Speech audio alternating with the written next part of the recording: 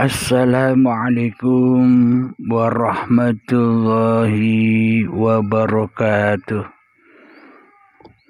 Bismillahirrahmanirrahim. Ashhadu an la ilaha illallah wa ashhadu anna Muhammadar Rasulullah. Allahumma salli ala sayyidina Muhammad wa ala ali sayyidina Muhammad. Rabbi shrah li sadri wa yassir li amri wahlul 'uqdatam min lisani yafqahu qawli. Amin. Bismillahirrahmanirrahim. Salam hormatku buat para sahabat tercinta dimanapun Anda berada. Semoga kita semua selalu tetap di dalam anugerah dan rahmat Allah Subhanahu wa ta'ala. Amin ya rabbal alamin. Bismillahirrahmanirrahim. Kali ini kami akan mengkaji tentang bagaimanakah golongan orang-orang yang merugi dan golongan orang-orang yang beruntung di sisi Allah.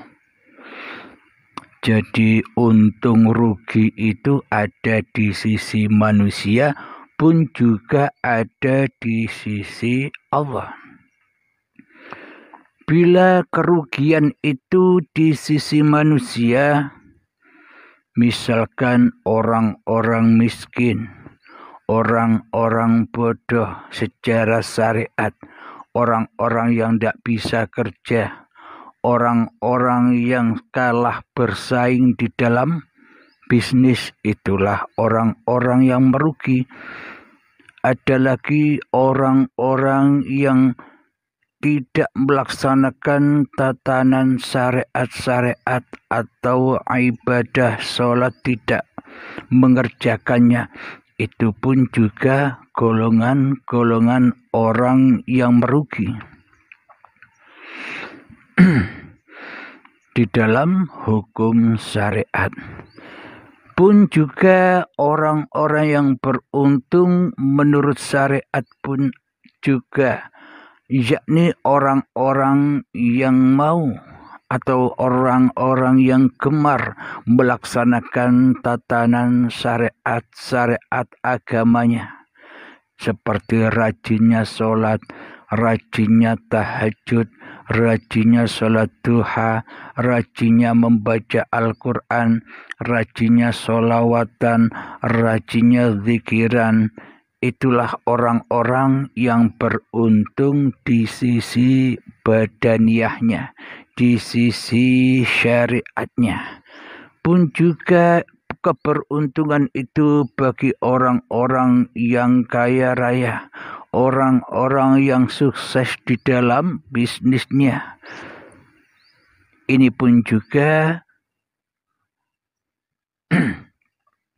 suatu keberhasilan bagi orang-orang yang masih duduk di dalam syariat. Keuntungan-keuntungan manusia yang masih duduk di bangsa atau di babakan badaniyahnya.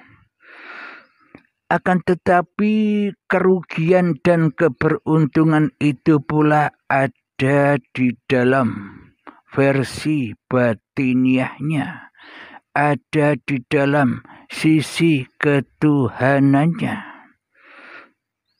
Bagaimana keberuntungan dan kerugian di sisi hati atau di sisi Allah, menurut Allah bukan menurut manusia. Yang kami terangkan tadi di depan itu kan versi atau menurut manusia tentang babakan keberuntungan dan kerugian.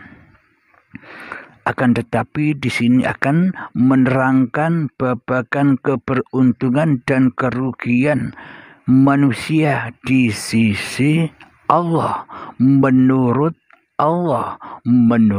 Al-Quranul Karim, yakni petunjuk keselamatan bagi seluruh manusia. Akan saya bacakan ayatnya di dalam Al-Ashr. A'udzu billahi minasy syaithanir rajim. Bismillahirrahmanirrahim. Wal 'ashr. Innal insana lafi khusr.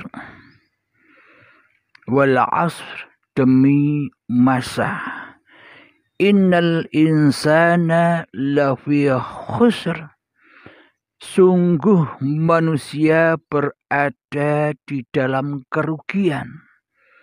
Jadi manusia yang bagaimana yang berada di dalam kerugian ini, kata Allah.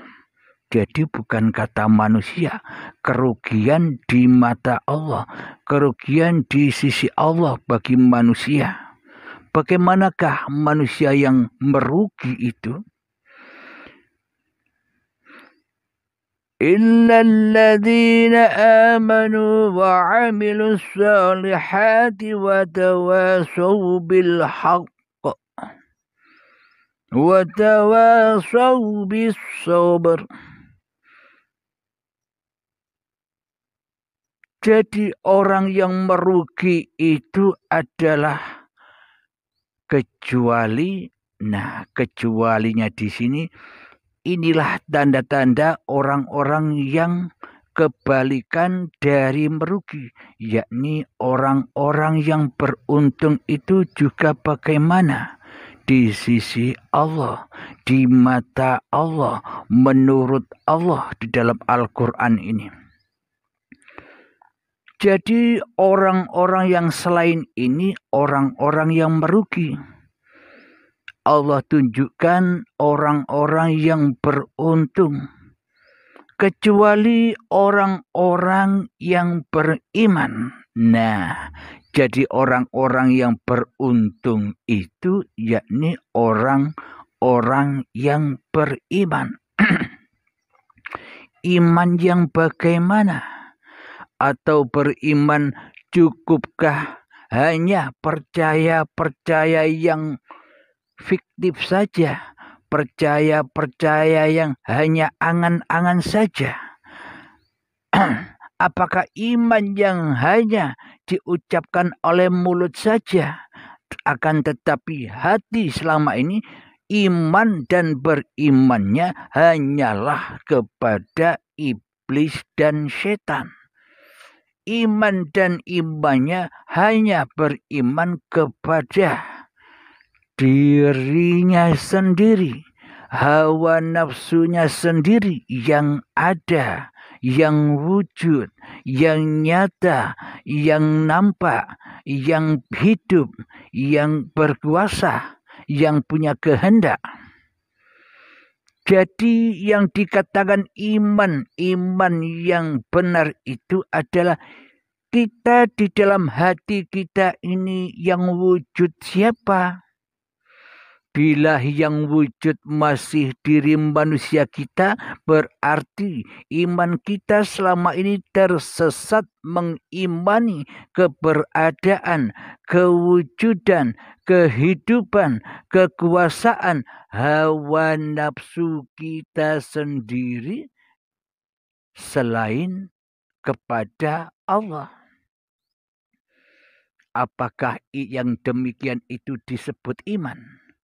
Bila di dalam hati kita ini belum ada Tuhan, belum ada Sang Pencipta, belum ada Sang Khalid di hati kita, apakah itu dikatakan iman kepada Allah? Bila di dalam hati kita belumlah ada Tuhan selain dirinya sendiri, belumlah ada Tuhan yang berkuasa, yang berkedudukan sebagai pencipta di hati kita, masih diri kita sendiri yang merasa kita bisa menciptakan tindak laku kita sendiri. Kita bisa menciptakan apapun yang kita perbuat. Kita bisa menciptakan apapun yang kita lakukan selama ini. Bila tak ada Tuhan, bila yang ada hanya diri kita sendiri di hati kita, apakah demikian yang dikatakan beriman? Apakah demikian yang dikatakan bertuhan? Jadi inilah yang disembunyikan Allah di dalam surat Al-Asr, yakni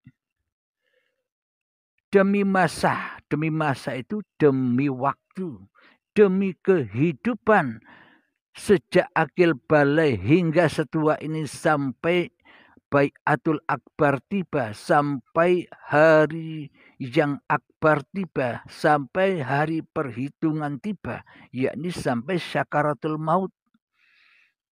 Itulah yang dikatakan demi masa, demi hidup yang diakui kehidupan manusianya. Itulah yang dimaksud masa demi masa. Illal ladzina amanu wa 'amilus sholihat, kecuali orang-orang yang beriman. Nah, jadi yang sebaliknya dari orang-orang yang beriman ini tandanya orang-orang yang tak beriman. Kebalikannya, orang-orang yang merugi itu adalah hati manusia yang belum bertuhankan Allah di hatinya. Hati manusia belum kewujudan Allah di hatinya sebagai pencipta. Hati manusia yang belum kewujudan hidupnya Allah, uripe Allah di hatinya. Hati manusia yang belum kewujudan kekuasaan Allah di hatinya.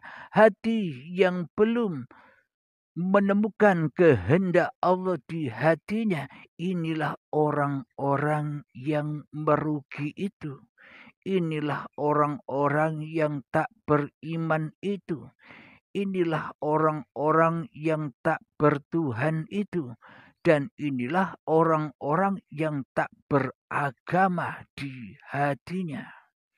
Karena orang-orang yang dikatakan beragama itu adanya di hati, bukan di zahiriyah.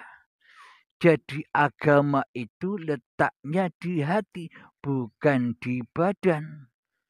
Agama itu letaknya ada di balik baju ini, bukan bajunya.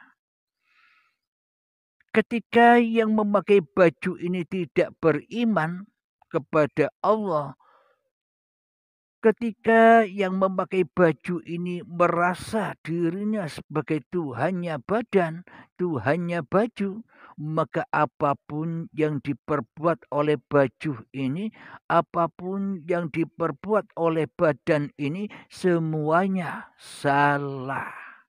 Semuanya tersesat. Semuanya merugi.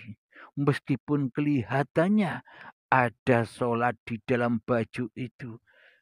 Ada sholat di dalam raga ini. Meskipun kelihatannya ada ibadah di baju ini. Ada ibadah di dalam tatanan badan ini. Meskipun di dalam baju itu ada sedekah. Ada kebaikan di badan ini. Maka semua itu hanyalah kerugian. Itu semua hanyalah tipuan-tipuan iblis dan setan untuk menyesatkan anak cucu Adam. Untuk menyesatkan kita semua dari Sang Pencipta. Untuk menyesatkan kita semua dari Allah. Untuk menyesatkan semua dari uripe Allah kembali ke uripe manungsane, kembali ke uripe hambane, kembali ke pengakuan-pengakuan bahwa hidup ini manusia. Jadi iblis dan setan itu menyesatkan manusia bahwa semua apa yang berlaku, bahwa demi masa kehidupan ini dan apapun yang dilakukannya, itu masanya bukan masanya Tuhan, bukan masanya Allah. Akan tetapi iblis dan setan menyesatkan bahwa semua ini masamu, bro. Ini waktumu, bro. Ini semua kekuasaanmu, bro. Ini semua kewujudanmu, bro. Ini semua kehidupanmu, bro. Inilah orang-orang yang merugi. Dirugikan karena disesatkan oleh iblis dan setan yang merupakan hawa nafsunya sendiri di hati kita, yakni yang wujud bukan Allah tapi yang wujud diri kita. Berarti kita kan belum Islam, berarti kita kan belum beriman, berarti kita kan belum bertuhan. Bila yang wujud di hati kita masih diri manusia kita, bila yang hidup di hati kita masih hidup manusia kita, bila yang berkuasa di hati kita masih kuasa manusia kita, bila yang masih berkehendak di hati kita masih kehendak manusia kita, kemauan manusia kita, ini tandanya kita belumlah bertuhan. Ini tandanya kita disesatkan oleh kesombongan iblis dan setan kepada Allah. Jadi selama ini kita sombong kepada Allah, tidak kita rasakan, tidak kita ketahui karena minimnya iman, karena minimnya akidah, karena minimnya ilmu di sisi Allah secara hati, minimnya ilmu hati, minimnya ilmu pemakai baju. Karena ilmu yang selama ini kita geluti hanya ilmu-ilmunya baju, kita luput mencari, kita luput mendapatkan ilmu-ilmu dari yang memakai baju. Kita hanya mencari ilmu raga dan kita luput mencari ilmu jiwa. Kita hanya mencari ilmu syariat dan luput mencari ilmu hakikat yang sebenarnya. Jadi hakikat itu yang sebenarnya, syariat itu bayangan dari hakikat itu sendiri. Tanpa hakikat syariat tak ada. Dengan hakikatlah maka syariat ada. Alhamdulillahirrabbilalamin. Jadi orang-orang yang beruntung di masa kehidupannya ini adalah orang-orang yang beriman. Iman yang bagaimana? Tentunya iman sudah dijelaskan di dalam Islam, di dalam tauhid, bahwa wujud itu hanya milik Allah sebagai sang pencipta. Jadi wujud ini bukan milik yang diciptakan. Wujud ini bukan milik manusianya. Wujud ini bukan milik alam semesta. Wujud ini bukan milik apapun yang kita lihat, apapun yang kita dengar. Bila yang wujud masih selain Allah di hati kita, berarti kita belum dikatakan Islam di sisi Allah. Kita belum dikatakan beriman di sisi Allah. Kita belum dikatakan bertuhankan Allah. Alias apa? Jalan sendiri. yakni ateis, kafirin, tak bertuhan, yakni jalan sendiri, dirinya menjalani masa ini, dirinya menjalani kehidupannya ini jalan sendirian tanpa Tuhan. Karena Tuhannya, karena Allah selama ini gaib bagi kita. Jadi ibaratkan wayang, wayangnya jalan sendiri. Seperti hantu. Wayangnya berjalan sendiri, tak ada yang menjalankannya. Kan seperti hantu. Seperti iblis dan setan. Wayang berjalan tanpa sang dalang. Wayang berjalan tanpa Tuhannya. Wayang berjalan tanpa kewujudan sang dalang. Wayang berjalan tanpa kehidupan sang dalang. Wayang berjalan tanpa kekuasaan sang dalang.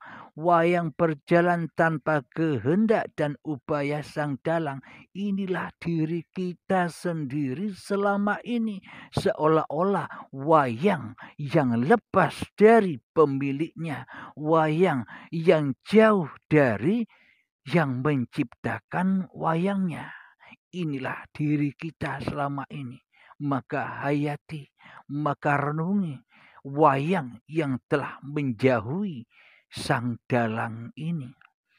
Yakni apa? Makhluk atau ciptaan manusia kita ini selama ini jauh dari siapa yang menciptakannya. Akhirnya wayangnya seolah-olah, wahai sang dalang, kamu enyahlah, kamu goiblah, kamu tiadalah. Yang ada hanya aku, yang wujud hanya aku, yang hidup hanya aku, yang berkuasa hanya aku, yang punya kehendak hanya aku, yang punya masa ini, masa kehidupanku ini hanya aku sendiri. Inilah contoh orang-orang yang merugi karena Allahnya, karena dalangnya dianggap tiada, dianggap tak berlaku lagi di hati kita. Ini tanda-tanda orang yang merugi, tanda-tanda orang yang tak beriman. Inilah kerugian yang sangat amat besar, dan inilah yang dikatakan bencana besar. Jadi bencana besar itu kalau secara syariat ya bencana-bencana zahir. Ada bencana jatuhnya pesawat, ada bencana datangnya air limbah, air bah, tsunami, hujan tak reda-reda, tanah longsor, gunung meletus, gempa bumi, itulah bencana-bencana secara baju, secara zahir, secara syariat. Itu bencana. Akan tetapi di sisi Allah, menurut Allah, tadi itu kan bencana menurut manusia. Akan tetapi hakikat bencana di sisi Allah itu bencananya hati. Bencananya kesombongan manusia terhadap Tuhannya. Kesombongan iman manusia kepada hawa nafsunya daripada beriman kepada Allah. Daripada kembali kepada sang penciptanya. Inilah kerugian dan inilah bencana yang nyata di hati kita selama ini sebelum kita beragama di sisi Allah. Inilah makna keberuntungan atau kerugian di sisi Allah. Alhamdulillahirabbil alamin. Jadi keberuntungan dan kerugian di sisi Allah kita akan lanjutkan di episode yang akan datang. Alhamdulillahirabbil alamin. Rabbana atina fid dunya hasanah wa fil akhirati hasanah wa qina adzabannar. Rabbana atina fid dunya hasanah wa fil akhirati hasanah wa qina adzabannar. Rabbana atina fid dunya hasanah wa fil akhirati hasanah wa qina adzabannar. Wa sallallahu ala sayyidina Muhammad wa ala alihi wa sahbihi wasallam walhamdulillahi rabbil alamin. Akhiru kalam. Assalamualaikum warahmatullahi wabarakatuh.